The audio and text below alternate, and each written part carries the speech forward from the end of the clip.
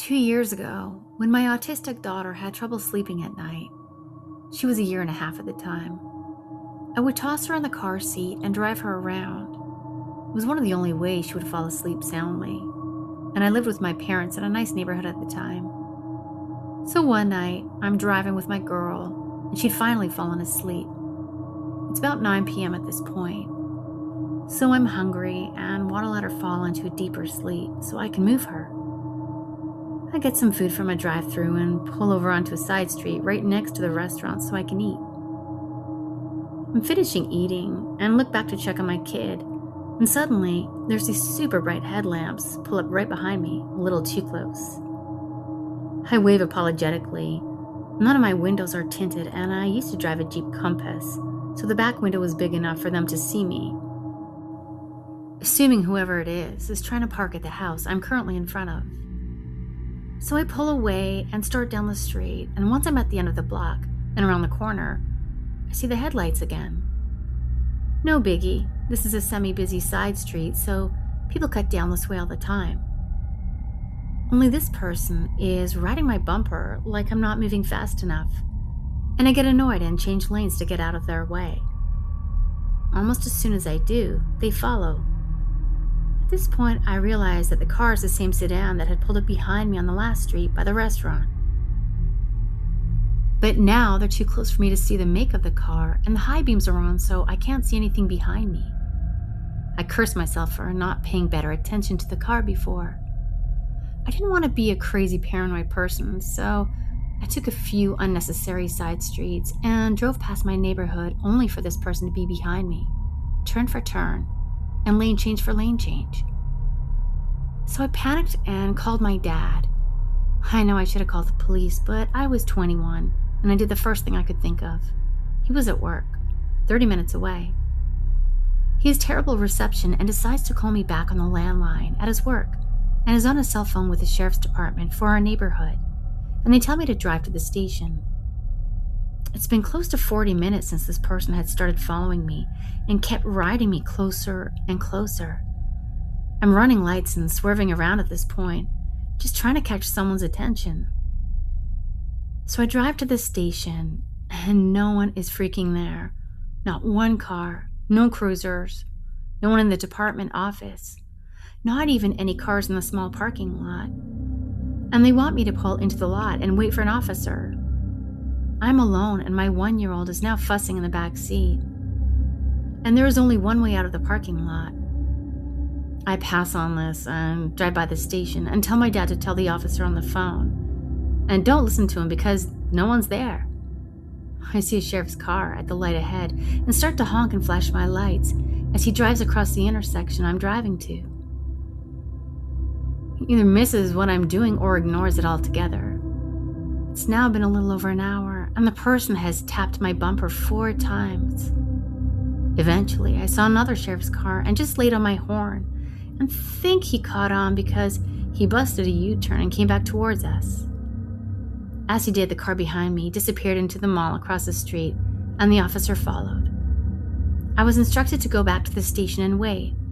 So I did, and eventually I was waiting so long, I went inside, triple locking the door of my car because I was terrified. The office had no one except for a no emergency phone on the desk, and that only connected me to other extensions. To wrap the story up, they made me feel crazy and said they never found the car. Then all I could do was make a statement since technically nothing really happened. He offered to follow me and my daughter home, only to drive away as soon as I parked while I was left to take my sleeping kid inside, shaking so hard I couldn't unlock the door. I ran upstairs to my mom's room. She was on pain medication after a surgical procedure, so she was asleep. I shook her awake though, sobbing, and told her what happened. It took me 2 days to sleep at night again, and to this day, I refuse to do night drives with my daughter. So weird stalker, follower person, let's not meet.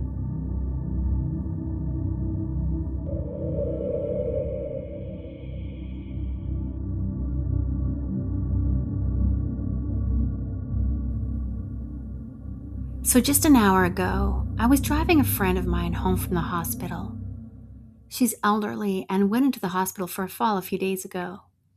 And unfortunately, to get her home, we have to drive through a part of town that's a little sketchy, but not usually too bad of an area, especially late at night. It was already pretty late, so the roads were nice and quiet. It's not unusual to see homeless, tweakers, or just straight up weird people walking around this late in the city. They aren't too bothersome, and if they do approach, they'll leave if they're rejected or ignored. At one point, we stop at a red light just 5 minutes away from her apartment, and a guy starts crossing the street in front of us from the left. Usually it's no big deal, but the second I notice him, there was just something off-putting about him. Before I could say anything, my friend says, "I have a bad feeling about that guy." When she said this, it only confirmed how I was feeling. Well, he stopped right in front of my car, stared at us, slams his hands down on the hood, and just starts yelling at us for seemingly no reason at all, and pointing his finger at us and throwing up his hands. I couldn't understand what he was saying because the windows were rolled up and the radio was on, but it was apparent he was very angry. We were both pretty scared at this point, and I was ready to hit the gas if things escalated. I didn't want to run into him or run him over if I didn't have to, but I was ready. The thing that stuck with me is that he didn't look like a typical tweaker or anything like that I usually see on the street. He was dressed pretty normal in a clean tee and jeans, seemed well groomed, just an average looking guy, probably in his 40s or 50s, just staring at us, so angry, so confrontational. Then after a good 15 seconds or so of yelling, he kept walking, and I thought he was going to finish crossing the other side of the street and leave us be, but no. Instead, he suddenly sprinted to the front passenger door where my friend was sitting and pulled the handle to try and get in and even hit the window. I decided at that moment to blow the red light for both our safety. I felt safe running the light because the street was completely dead.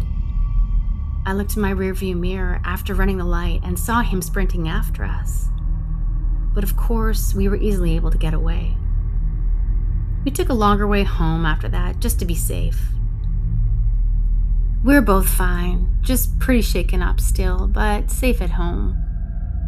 My friend was more upset than I was, which is understandable, and honestly, that pissed me off the most. She asked me to stay while she showers and gets ready for bed, so I'm currently hanging out on our couch writing this. I'm not sure if this guy was drunk or high or just had a really crappy day and needed to take his anger out on someone, but I wasn't going to stick around and risk our safety to find out. I've never been in this situation before, and I'm not sure if I made all the right choices. I should make note, though, I did make a police report not long after we got to my friend's house. I just didn't think of it at the time, which I know is bad. But I will say this. I am just so grateful that I have a habit of locking my doors as soon as I get in or out of my car.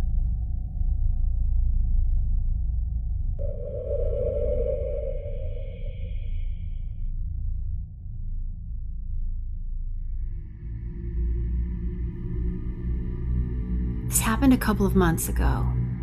It feels hollow to put a catchy title on what happened to me because it freaked me out for a long time, but I think it fits this place.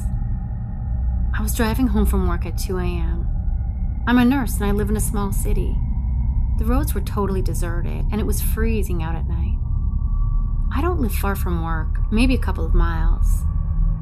I'm driving down a residential street around the corner from my house when I see a man lying face down in the street.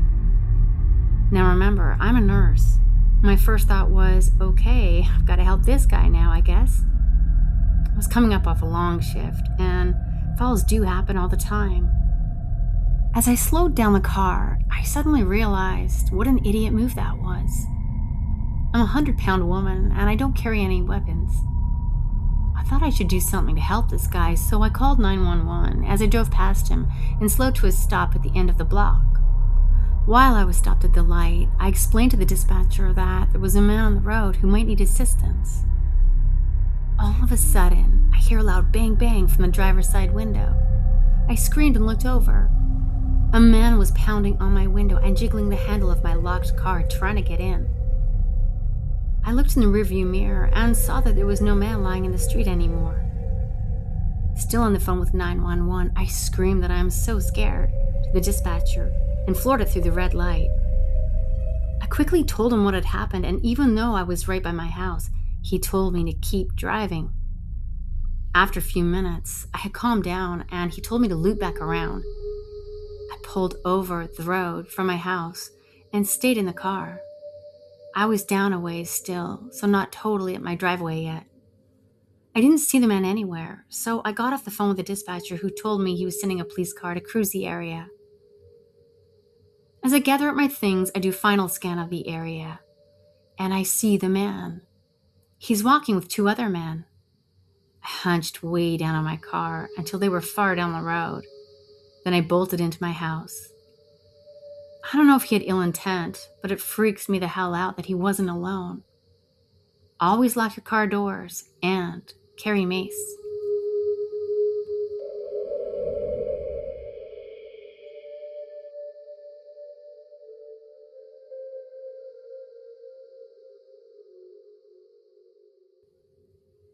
In December of 2015, I was making a north-south cross-country drive through the Midwestern United States. I was a university student at the time, a woman in my early 20s, driving home for the semester break.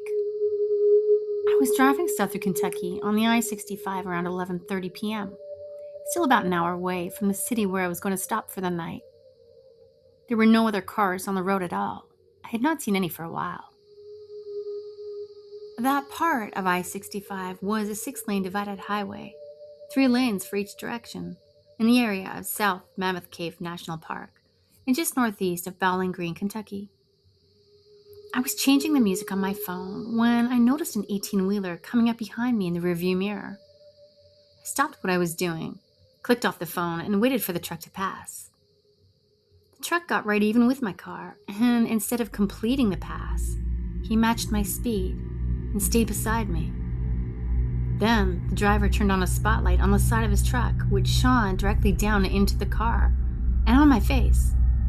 I was really confused, as I had never seen a truck do anything like this before. The driver kept the light on my car for what seemed like a long minute, and I was getting very creeped out. Was this a usual thing? I kept my gaze straight ahead, and I slowed my speed so that the truck would finish passing me. The driver turned off the light and completed the pass, moving from the middle lane to the right lane in front of my car. I was very creeped out by this, slowed down some more, and changed to the leftmost lane to put some space between me and this big rig. As soon as I moved into the leftmost lane, the truck matched my speed again and moved over to the middle lane to become parallel to my car. The driver turned on the light again, shining it directly into the passenger side of my car. I had now confirmed that this truck driver was definitely following me and definitely being super creepy. I kept my gaze straight ahead because I felt like looking over would somehow make it worse. The truck turned off the spotlight and pulled in front of my car in the leftmost lane. I decided to move away again, changing lanes behind the truck, back over to the rightmost lane, and speeding up. I was probably going right around the speed limit again, 70 to 75 miles per hour. By the time I completed my merge, I saw the truck beginning to shift lanes toward me again and speeding up to match me. Before they could pull up next to me again, I decided it was time to get out of there, and I floored it. I sped up to 90 miles per hour, the fastest I'd ever driven in my life, and I put maybe a mile of distance between me and the truck before slowing down some. I looked up to the rearview mirror, and I'll never forget this image. The big orange tractor trailer illuminated by the street lamps of a highway interchange, absolutely devouring the distance I had put between us. The truck was charging up behind me at an unbelievable speed. I sped up again, but it did not matter. The truck caught up to me, pulled beside me, and turned on that spotlight again. I stared straight ahead, keeping my speed, not daring to look over. It was at this time that I decided my only advantage was the maneuverability of my small car. I hit my brakes and dropped back behind the 18-wheeler, moving into the middle lane behind their truck. They moved over into the right lane, and I moved over behind them. I decided to stay behind the truck in its blind spot so that they could not see me. I saw a sign for an exit and decided this is how I would escape. I waited behind the truck in its blind spot until we came up to the exit. I waited until the last possible moment. Once the truck body was beyond the point where the exit split away, I darted out from behind the truck into the exit. Thoroughly shaken, I wondered how far away from the interstate I should go and if the truck would come looking for me. I ended up just pulling into a Wendy's right by the interstate. I parked and got out. I inspected my vehicle, looking to see if there was any damage, thinking maybe the driver was trying to warn me of something wrong with my car. There was nothing wrong with it. I waited at the Wendy's for a little while to make sure the truck was long gone before getting back on the interstate and continuing to my hotel. After the break, when I drove back to school, I did not use the I-65.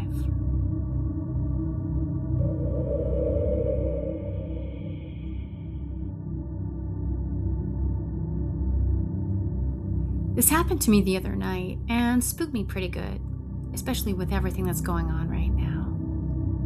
I spent most of the evening visiting my mom at her house, and at 2:30 a.m., I left to go back to my place to get ready for work. I was due at a 5 a.m. shift. I was driving up a major state route that goes through the southeast side of the city we live in that also stretches out for miles beyond the city limits. The roads were pretty much deserted, and the only other person out with me was a small black Chevy that was following me a little close. Enough for me to take notice, but not give it much thought, and I kept driving, lost in my own thoughts. We came up on an intersection where the road widens a bit, and when it did, the black Chevy changed lanes and picked up their speed in order to pass me, which I thought, good riddance, get off my bumper. But when we got to the next intersection, that was shortly beyond this one, they were still driving beside me and keeping pace with my car. I looked over and saw 4 young guys, late teens to early 20s, all staring at me. And something in my gut told me to floor it once the light changed. I stomped on the gas when the light changed, but instead of leaving the Chevy in the dust, I was horrified to watch in my side mirror as they sped up as well and continued to match my speed. I didn't dare look them straight on, but at one point when they were still beside me, the guy in the front passenger seat opened his window and was shouting and waving something in his hand at me, which I saw out of the corner of my eye and proceeded to freak out and pound the gas even harder. I decided to call 911 as soon as our little chase started and had to be transferred to 3 different police departments as they continued to keep pace with me and chased me through 3 different jurisdictions before I finally lost them at a traffic light further north. At one point, before they dropped off, they got behind me once again and started playing this little game where they would ride my bumper for a while, drop their speed and fall behind, then speed back up, being on my bumper again. They would do this over and over. After they got stuck at the light, I floored it to put some distance in between us, then made a quick swerve into a side street in a dark neighborhood and, quote-unquote, got lost, winding my way through a few more neighborhoods and eventually ending back in the jurisdiction of the second police department I talked to that night. 2 of the officers agreed to come find me, and I crouched in my little hiding spot with lights and the car off, seat reclined so I could duck down and not be seen. Once the officers showed up, I gave my statement and a description of the car, and the 2 officers agreed to follow me as far as the city limits before turning around. I made it home with no further issues, and 2 out of the 3 police departments issued a be on the lookout for the car. Be safe, guys. It's crazy out there.